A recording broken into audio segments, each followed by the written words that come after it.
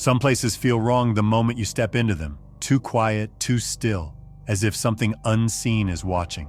From a shattered campsite in Montana to a terrifying encounter in the Ozarks, these 6 stories follow hunters, hikers, and friends who cross paths with something impossible. What truly stalks the wilderness when night falls?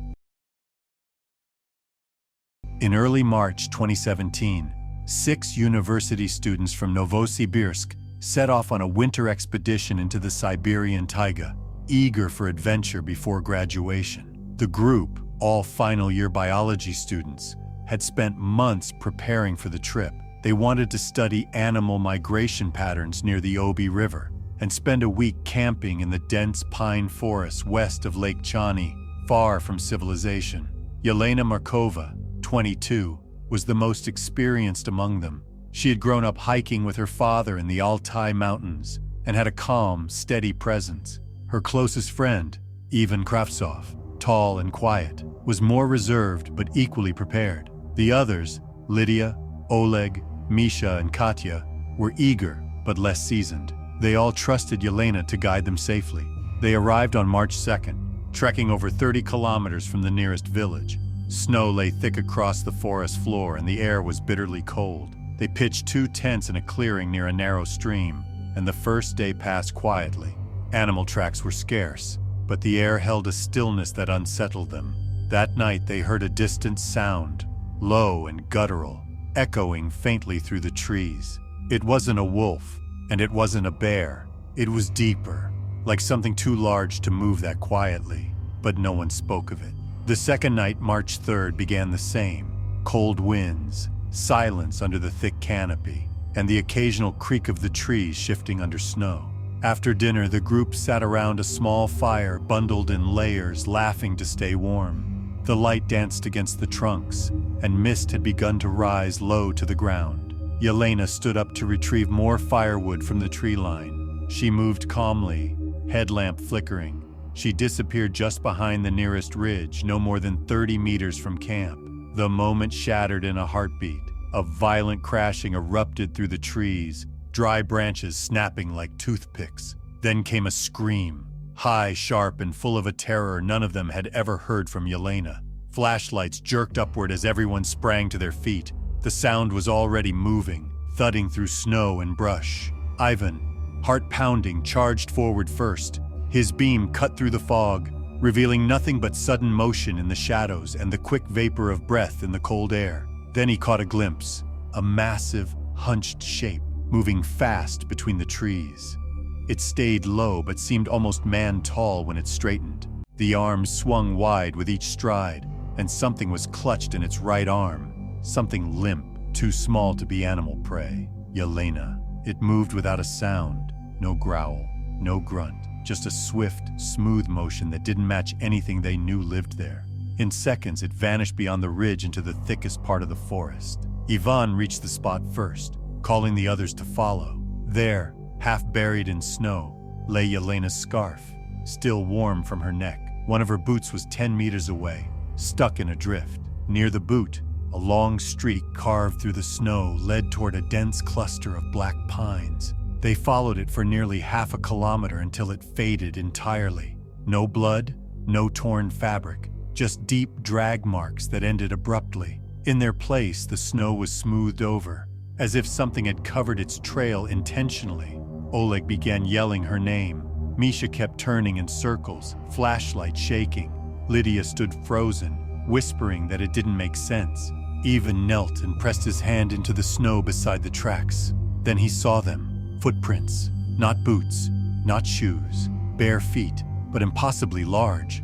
Twice the length of his own, and deep, as if the creature had weighed over 300 kilograms. They weren't scattered. They moved in long, deliberate strides with distances between them suggesting a runner of alarming efficiency. They retreated to camp in silence, dragging themselves back through the cold with numb hands and sick stomachs. No one wanted to speak. The fire had gone out and the forest seemed to listen to every movement they made. That night, no one slept. By morning, they had activated their emergency beacon. Helicopters arrived that afternoon, dropping search teams armed with dogs, thermal scanners, and gear meant for bear recovery. They swept the woods in grids, combing for signs of Yelena. They found nothing. No blood, no hair, no clothes. The tracks had vanished with the rising wind. The only remaining evidence was the boot, the scarf, and a stretch of oddly disturbed snow that terminated near the pines. Dogs refused to go beyond that point, whining and pulling away. The official report issued 5 days later stated Yelena Markova had been the victim of a probable bear attack. Investigators noted stress, fog, and poor visibility as contributing factors to the students' confused memories. The group had likely panicked, the report claimed, and misidentified a large animal dragging prey. The prints, they said, may have been distorted by melting snow or overlapping human tracks, but none of the students accepted that answer. Ivan couldn't forget the long arms, the way it moved without sound, and the sheer size of those footprints. Bears didn't run like that. They didn't smooth over their own trails. They didn't have strides that matched an upright gait. To him, it wasn't a bear at all. It was something else entirely, something that matched stories whispered about the deep taiga. Lydia had nightmares for months. Katya dropped out of university 2 weeks later and moved south to live with her family. Oleg refused to speak about the trip at all. Misha began researching folklore and refused to go near the woods again. Only Ivan returned to the forest 2 years later, to the same ridge where it had all happened. Snow was falling again. The pines hadn't changed. He stayed for 3 nights just to see, but whatever had taken Yelena was gone, or hiding. No one ever found a body, and yet sometimes, when the wind shifts through those trees, there is a sound that doesn't belong. Low, guttural, distant. Not a wolf, not a bear, something else. Something that shouldn't be there. Something that watches and maybe waits. On October 14, 2006, the Whitmore family set up camp deep in the Appalachian foothills of North Carolina. It was meant to be a quiet weekend escape. 2 nights under the changing leaves, just before the frost began to creep in. Jeremy and Allison Whitmore, both in their early 30s, had brought their 6-year-old son, Caleb, and his 9-year-old sister, Hannah, to one of the more remote sites near Linville Gorge, where the trails were narrow, the forest thick, and the silence absolute. The morning of October 15th dawned cold but clear. The children played while their parents prepared breakfast over a small gas stove. A squirrel darted between the trees, drawing Caleb's attention.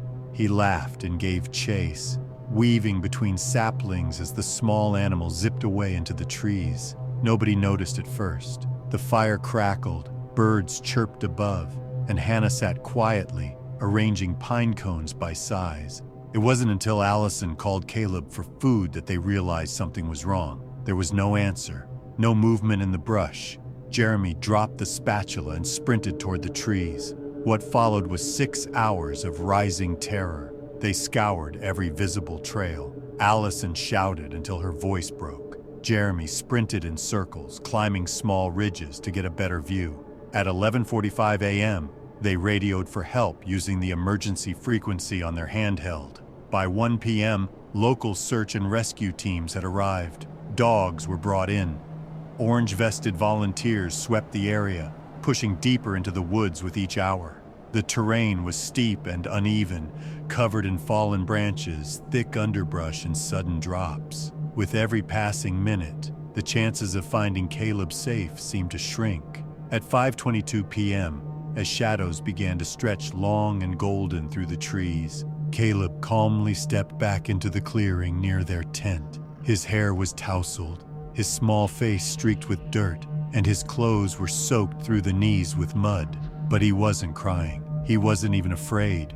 He simply looked around and walked toward the fire pit, where Jeremy spotted him and collapsed in disbelief. He had no injuries, no cuts, no scrapes, not even a bruise. The forest was full of thorned plants, slick stones, and biting insects, but somehow he was untouched. He was just tired and hungry. When asked where he had been, Caleb said he got lost following the squirrel. And then things got scary when the trees all started to look the same. But then, he added, a man showed up. Not close enough to touch, just ahead of him, pointing the right way each time Caleb went off track. The man didn't speak, didn't make a sound. Caleb told them that he had long arms and wore no shoes, that his hands pointed the way, and then Caleb followed. He said the man never looked back, just stood ahead of him and waited, tall and silent, until Caleb moved again. The man never entered the sunlight. He stayed between trees, half-shadowed and still. Allison tried to smile as Caleb spoke, but her hands trembled. Jeremy looked toward the woods, lips tight. The search team didn't want to alarm the family, but quietly took Caleb's clothing for analysis. They also sent 2 handlers with tracking dogs along the boys' assumed route. The dogs followed a trail that led south for about half a mile, across slick rocks and steep hillsides before climbing a sharp embankment. At the crest, both dogs stopped cold. They sniffed the air, circled, then sat down. The trail was gone. No scent, no prints, nothing. The handler noted that even skilled adults struggled with that embankment. Loose rock, slick pine needles, and no natural footholds made it dangerous to climb or descend. For a barefoot child, if the theory was that Caleb had followed someone with no shoes, it should have been nearly impossible. More puzzling was that the trail didn't loop back toward camp. If Caleb had walked in a circle, as officials later claimed, it didn't show in the data. His path was linear and led deeper into terrain few hikers used. Analysis of his clothes showed pine sap streaks across his sleeves and back, suggesting he'd crawled or been pulled beneath low branches. There were no tears or abrasions. The bottoms of his shoes were muddy but intact, with no sharp debris lodged inside. That night, Jeremy sat awake beside the fire, staring into the trees. Allison kept Caleb tucked into her side, watching his small chest rise and fall as he slept. They packed early the next morning and hiked out, surrounded by the same trees that had seemed so welcoming 2 days before. Back home in Asheville, Caleb told the same story again and again, always the same. The tall man with long arms pointed where to go. He never said a word, never touched Caleb, and never came too close. But he had been there, always just a few steps ahead. Friends said children made things up. Trauma could create strange memories. But neither Jeremy nor Allison could explain how Caleb had crossed such rough terrain, alone, without harm. They'd hiked the area themselves and had struggled with the narrow, uneven ground. Even stranger was the moment weeks later when Hannah came into the living room holding one of Caleb's jackets from the trip. She asked about the sap crusted on the back near the shoulder. When Jeremy looked closer, he noticed a long, thin smear running diagonally, almost like a fingerprint, but far longer than any human hand. The print wasn't detailed, no ridges or lines, just a drag of sap and dust, wide and curved. Officials closed the case with no further investigation. Caleb had wandered off, they concluded. The tall man was a comforting illusion, a psychological guardian created by a child in distress. But Jeremy kept the jacket he never washed, and every October on the same weekend, he and Allison drove back to Linville Gorge. They never camped again, but they stood at the same clearing, staring at the trees where their son had vanished. And sometimes, when the wind cut low across the ridge and the pines swayed like bodies breathing, they felt it, the sense of something tall and silent just beyond sight, watching, waiting, guiding. On the night of April 9, 2021, Rachel Miller awoke with a start, the low guttural growl cutting through the stillness of her quiet Willow Creek neighborhood. The house, nestled along a wooded stretch of western Oregon, had been her home for over 2 decades. It was the house she had shared with her late husband Tom, and where she now lived alone with her golden retriever Mac. The sound had come from outside the bedroom window, too deep to be a coyote, too forceful for wind. Her heart thudded as she slipped out of bed, bare feet on cold wood floors. Pulling the blinds apart with trembling fingers, she peered into the darkness beyond. Under the faint amber glow of the porch light, something stood at the edge of her backyard. It didn't move, didn't flinch. Partially obscured by a broad maple tree, the figure seemed enormous, tall enough that its shoulders rose above the fence line, hunched forward like it carried weight across its back. Rachel froze, breath catching in her throat as her eyes caught 2 orbs reflecting the faint light, fixed directly on her window. She stood there for what felt like minutes, unable to move. The shape remained still, silent. Then, without a sound, it slipped back into the trees, melting into the darkness with a smooth, deliberate motion that made her skin prickle. Rachel didn't sleep again that night. When dawn broke over the pines, she stepped into her yard with cautious step, Max nowhere in sight. She called for him repeatedly, her voice growing hoarse. There was no response, no barking, no signs of struggle, but the ground told another story. The soil near the fence was churned and pressed with massive prints, bare, wide, and deeply indented, each step suggesting immense weight. Some tracks crossed the lawn, others led toward the shed. The fence itself was scarred, long, jagged gouges raked into the wood, forming half-moon arcs nearly the width of her hand. She stumbled toward the shed and found the lock twisted but not broken, wrenched open with pressure no human could apply barehanded. Inside, her toolbox was gone, not the simple kind used for home repairs, but the heavy black case that stored Tom's old hunting gear, his knives, ammo, and his prized .308 bolt-action rifle, all locked away since his passing. Rachel stood there for a long time, shaking, before she dialed the local authorities. 2 officers arrived by noon, both younger men from the small sheriff's station 15 miles east. They inspected the tracks, took photos of the damage, and noted the missing dog and toolbox. But their tone remained light, skeptical. They suggested a large black bear, possibly hungry and confused, maybe drawn in by trash or movement. When Rachel insisted no bear had ever come that close to her house in over 20 years, and that bears didn't take locked toolboxes, they exchanged glances but said nothing definitive.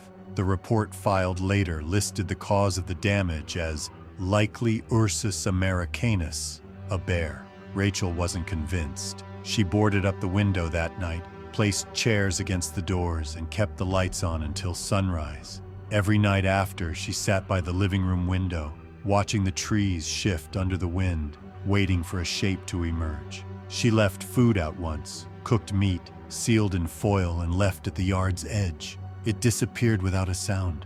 The foil gone, the plate untouched. Max never returned. No remains were found. No collar, no fur. It was as though he had been lifted from the earth and erased. Neighbors offered sympathy, but little else. Some believed her, most didn't. One woman on the corner mentioned seeing strange shadows along the creek path after midnight, but she laughed it off as her imagination. Others blamed cougars, wild dogs, or even teenagers pulling a prank. But Rachel couldn't shake the image she had seen that night. The stillness, the size, the way it seemed to watch her, with intent. 3 days after the encounter, she followed the prints again, this time further into the woods behind her house. They led beyond the brush line, past fallen logs and rotting stumps, up toward the ridge where the trees grew thicker. She followed carefully, her late husband's flashlight gripped tightly in her hand. Half a mile in, the trail stopped, not faded, not washed out, stopped. One moment, deep prints crossed the mud and pine needles. The next, nothing. No scuff marks, no disturbed leaves, as if the maker had simply vanished. She turned back quickly, the flashlight beam trembling across the trunks. The forest no longer felt familiar. Over the weeks that followed, other signs appeared. Once she found branches bent high overhead, twisted into crude shapes she couldn't decipher. Another morning, her garden gate was open, and several tomatoes were missing, though the lock had remained intact. The strangest came in May, when she awoke to a low thump outside and found the missing toolbox, set upright in the middle of her backyard, closed and clean, not a single item missing. It was as if it had been taken and then returned. No footprints surrounded it, no drag marks, just morning dew across the lid. After that, the sign stopped, the noises faded, the trees went still. But Rachel never stopped watching. Even now, years later, she keeps the window covered and the porch light on. Her new dog never leaves the house after sunset, and she never walks near the woods alone. And sometimes, when the wind is still and the air feels too quiet, she stands at the window and sees the faintest shape behind the maple tree, tall, unmoving, and just far enough back that only the reflection of its eyes catches the light. Something came to Willow Creek that night. What it was, no one can say for certain. In the final week of February 2019, 2 amateur wildlife photographers, Sergei Nikitin, age 31, and Pavel Denisov, age 28, set off from the rural village of Kaskara, located on the edge of the sprawling Siberian taiga just northwest of Tyumen, with the shared goal of capturing images of elusive forest lynxes and rare Siberian owls during their seasonal movement through the thick snow-covered forests. Though the temperature had plunged below -20 degrees Celsius and the terrain was unforgiving, both men were well prepared, equipped with insulated clothing, snowshoes, a four-season tent, satellite communication gear, and high-end photography equipment packed into durable waterproof bags. They had studied maps, coordinated with locals on known migration routes, and expected to return within 4 days. On the 6th day, with no word from either man, a group of nearby hunters, who had seen the pair leave earlier that week, grew uneasy and decided to search the direction the men had taken, following broken snow crust and the occasional drag of sled tracks. The men's trails stretched deep into the forest and led toward an isolated ravine lined with ancient pine and birch trees, where the land dropped into a narrow, icy stream running beneath heavy overgrowth. There, in the half-frozen creek bed, partially submerged beneath thin layers of cracked ice, they found both Sergei and Pavel lying flat on their backs, lifeless, with their heads just above the surface, eyes wide open, and skin bleached a sickly pale from cold and exposure. There were no wounds, no torn clothing, no blood, no bruises. Their frozen faces held expressions that unsettled even the most hardened among the hunters, expressions not of pain but of realization, as if in the final moments they had seen something they could not process. Nearby, tangled in low branches less than 30 meters upstream, their camera bags were suspended off the ground, hanging in odd, deliberate positions, the straps twisted around the limbs of thin trees as though someone or something had placed them there with intention. The cameras themselves had been waterlogged, their memory cards still inside, but after careful drying and inspection, no footage could be recovered. It was as if the digital memories had been wiped entirely clean. Most disturbing of all were the trees around the creek. Several of them bore deep, unnatural gashes, long vertical gouges that tore through bark and into the wood beneath, wider than any tool could make, and curved slightly, as if made by massive claws instead of blades. The hunters also noted footprints in the snow, wide, long impressions with no tread, spaced far apart, and pressed so deeply into the packed snow that they suggested a creature of immense size and weight had passed through. These prints circled the area in an erratic pattern before disappearing entirely, vanishing into unbroken snow where no retreat path could be traced. Local authorities were alerted and arrived 2 days later with forensic teams, wildlife specialists, and investigators. The bodies were recovered, photographed, and examined on site before being transported to Tyumen for autopsy. The results were inconclusive. No internal trauma was found, no signs of animal attack, no fractures or organ failure. The cause of death was listed as probable hypothermia, though the exact timeline and sequence of their final moments remained unclear. The official report described a tragic accident, suggesting that the men may have fallen into the freezing water, become disoriented, and succumbed to cold and exhaustion. The gear in the trees, the strange markings, and the massive footprints were noted but not explained in the final summary. Investigators proposed that scavengers or environmental effects may have displaced the gear, and that the marks could be weather-related or misidentified natural damage. But the hunters who found them, and several villagers from Kaskara, quietly disagreed. Among the elders, there were whispered stories, old beliefs about protectors of the deep forest, beings never seen clearly, that punished those who strayed too far or disrupted the balance of the land. They spoke of tall shadows glimpsed between trees, of claw marks appearing high on trunks, and of voices carried by the wind that belonged to no living person. These weren't stories told with theatrics or exaggeration, but with soft voices and eyes that never strayed toward the forest's edge. Some recalled the disappearance of a mushroom forager in the late 1990s, whose backpack had been found miles away hanging from a branch 20 feet off the ground. Others remembered finding tracks that circled tents in the snow, bare, human-like, but too large to belong to any person. None of these events had ever been officially connected, and most had been dismissed as misremembered or imagined. But now, with two lifeless men pulled from an icy stream, their untouched bodies surrounded by signs that defied logic, the story seemed closer than ever. The families of Sergei and Pavel received few answers. The men had been best friends since university, both with a passion for wilderness photography and a deep respect for nature. They were known for their careful preparation, their caution in the wild, and their unwillingness to take unnecessary risks. Sergei had just published a small photo book on endangered bird species. Pavel had recently sold a rare lynx shot to a Moscow magazine. Both had planned to pitch their footage from this trip to a documentary series on Siberian wildlife. Instead, their final moments remained a blank space in time. Two lives ended silently in the frozen stillness of the forest, with no signs of fear or violence, but with the unnerving suggestion that they had not been alone. Their cameras never revealed what they saw. Their tent was never found. No personal items were recovered beyond what had been strung from the trees. The forest gave no more clues, and no new tracks were found in the days that followed. Months later, the tree bark around the creek scarred over, hiding the gouges beneath fresh growth. The snow melted, erasing the last traces of footprints. But even now, locals avoid that stretch of taiga. Hunters turn away from that direction.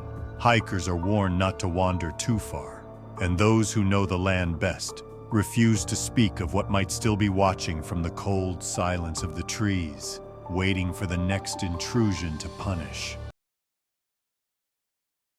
On the evening of November 12, 2022, seasoned hunters Blake Morgan and Mason Riley set out into the dense woodlands of the Missouri Ozarks, aiming for one last evening of tracking before the season's end. Both men, in their late 30s, had hunted these forests for years, navigating its narrow game trails, pine ridges, and rocky clearings with the confidence that came only from familiarity and repetition. That afternoon had been uneventful. No signs of deer, little movement beyond the occasional squirrel darting through the underbrush. As dusk approached, the sky turned to a pale gray, and the woods grew heavy with silence. Shadows lengthened quickly in that part of the forest, where thick canopies and narrow valleys made daylight feel shorter than it was. Blake, carrying his .308 rifle, took the lead along a narrow path running parallel to a shallow ravine, while Mason followed with his 12-gauge slug gun. Both were on edge, not from fear, but from that specific tension that came from tracking at twilight, when every shifting branch or snap of twigs could mean something, or nothing. It was then, just as they rounded a bend past a dense wall of cedar, that they saw it. Across the clearing, maybe 70 yards away, something stood upright between the trees. At first glance, it looked almost like a man, but its sheer size was wrong. Too tall, far too broad in the shoulders, and completely motionless in a way that made the hair on Blake's neck rise instantly. It didn't sway, it didn't shift. It just stood there as though it had always been part of the woods and had simply been waiting for them to see it. Its shape was dark, blending with the shadows behind it, but its form was unmistakably upright, its arms long, hanging low at its sides. The head was rounded, no hat, no antlers, no gear. Without speaking, without thinking, both men raised their weapons. Two shots cracked through the air, one from Blake's rifle, the other from Mason's shotgun. The recoil snapped them back to awareness, but the figure didn't fall. It was no longer there. There had been no sound, no cry, no thrashing of branches. The clearing remained undisturbed, the air thick with gunpowder and rising fear. Whatever they'd seen had simply vanished. Shaken, the two backed away slowly, weapons still raised, eyes scanning every shadow. They didn't speak until they reached the SUV, parked at the trailhead just over a mile away, hidden behind a low embankment. Blake turned the key with trembling fingers and slammed the gas pedal the moment the engine roared to life. They sped down the rough forest road, the narrow path hemmed in by trees on both sides. The headlights sliced through the gathering fog, bouncing as the tires rolled over roots and shallow ruts. Neither of them spoke. The woods around them felt too still. Then, less than a mile from the main service road, the right side of the SUV exploded with a metallic crash. The vehicle jolted violently to the left as something slammed into them with force that felt deliberate. The tires lost traction, and the SUV veered into the ditch, crashing into a shallow culvert before grinding to a halt. Smoke rose from the hood, and the silence that followed was broken only by the pinging of cooling metal. Both men were alive, bruised, scraped, disoriented. But as Mason forced his door open and Blake crawled out through the driver's side, it was immediately clear that something had struck them hard enough to deform the entire right side of the SUV. The passenger door was crumpled inward, dented not by a collision with a tree, but something that had hit it with concentrated, directional force. Worse still, along the crushed panel, 3 long, jagged grooves tore through the paint and metal. Deep gouges shaped not like claw marks from a bear or cougar, but longer, more spaced out, with curved arcs that suggested something broader, heavier, and less natural. When they looked back toward the trees, standing in the fog-draped woods about 30 yards off the road, Blake saw them, 2 glowing eyes, high off the ground, reflecting the SUV's remaining headlight. They didn't blink, they didn't move, they just stared. By the time authorities arrived, the eyes were gone. The clearing showed no fresh tracks, and the vehicle was towed back to the nearby town. The local game warden noted the damage but attributed it to a panicked animal encounter, likely a large black bear. The scratches, he claimed, could have come from impact with tree branches or rocks during the crash. The glowing eyes, he suggested, were probably a reflection from an owl or raccoon caught in the beam. But Blake didn't accept it. Neither did Mason. They had hunted bear. They had tracked animals through every season, seen wild boars barrel through thickets, and heard elk scream in the dark. But nothing in their combined years of experience explained what they'd seen, or how fast it had moved through the woods without sound. Both men suffered concussions and deep bruising but recovered. The SUV was eventually totaled, the insurance report listing the cause as collision with unknown wildlife. They never went back to that trail. Mason gave up solo hunting altogether. Blake began researching old accounts of forest legends in the Ozarks, tales that spoke of watchers in the woods, of tall shadows seen at dusk, of hunters who vanished after firing into the trees. Some locals had long believed the deep forest protected itself, that certain places weren't meant to be disturbed after dark, and that firing blindly into the woods might invite something worse than silence. And now, even months later, when Blake thinks back to that moment just before the crash, he doesn't remember the sound of the impact or the way the SUV twisted through the ditch. He remembers the eyes, still, bright, watching, and the overwhelming sense that whatever he had tried to shoot at was never meant to be seen, let alone threatened.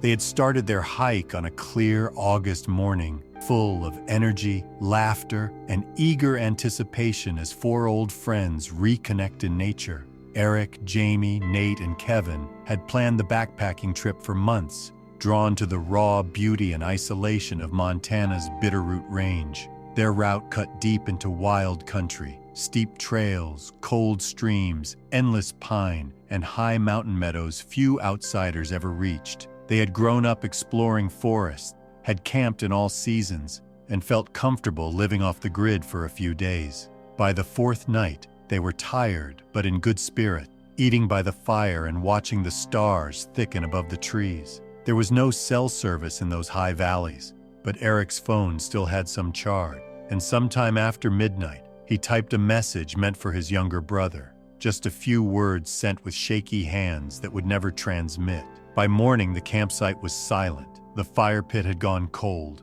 and the coffee pot lay overturned in the dirt, its metal frame dented and warped as if struck by something massive.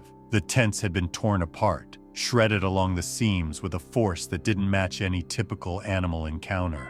Clothes, sleeping bags, and flashlights were strewn in wide arcs, some flung into low branches, others buried in moss or dirt as though thrown with violence. Cooking gear was scattered across a wide radius, some of it smashed, some untouched but oddly relocated. What remained of the backpacks had deep slashes across the fabric, not from knives or claws, but from something that cut without hesitation or precision. The camp looked less like the aftermath of a bear attack and more like a site caught in a windless explosion, destruction without noise. 3 bodies were discovered over the next 24 hours. Kevin was found first, near a creek, his arms twisted beneath him, and his face frozen in a final grimace, mouth open wide as though still trying to scream. Nate was 200 yards uphill, his skull fractured and ribs shattered, half buried in pine needles, with torn fabric clinging to one leg like it had been caught mid-run. Eric's body lay deeper in the woods, half submerged under thick brush, with blunt force trauma to his chest and a broken jaw, as though he'd been struck hard and fast. All 3 showed signs of massive internal damage, strange deep lacerations, and expressions locked in absolute terror. There were no bite mark, no animal track, no signs of scavengers. Jamie was never found, though his blood was discovered on one of the broken tent poles near the tree line, along with part of his jacket tangled in the thorn. Search and rescue teams brought dogs and helicopters, combing the area for days, but nothing more turned up. No trail, no signs of movement, no gear, no clothing. It was as if Jamie had walked into thin air. Yet near the perimeter of the site, investigators noticed claw-like gouges on several tree trunks, some as high as 8 or 9 feet off the ground, cut in long, even arc.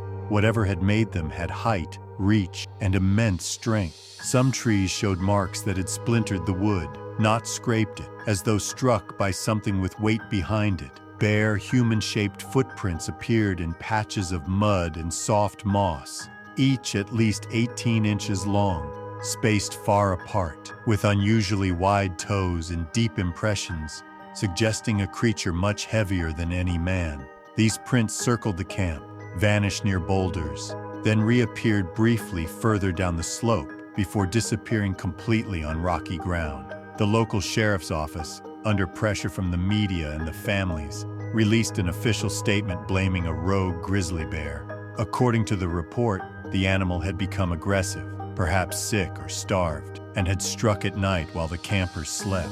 It was a convenient theory, clean and familiar, though those who had seen the bodies knew better. There were no bear track, no scat, no drag mark, no signs of feeding.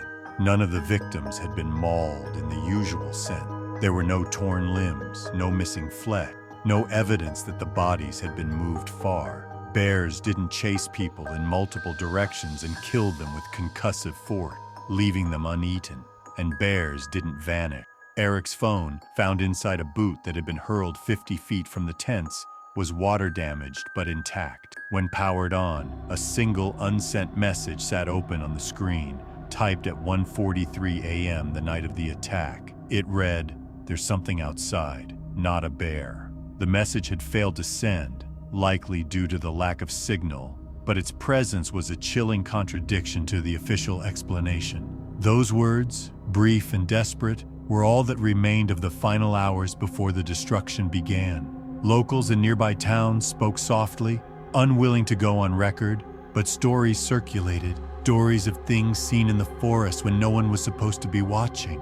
Hunters spoke of shapes behind trees that never moved but never left. Fishermen recalled sudden silences in the woods, where birds and insects vanished and the air turned heavy.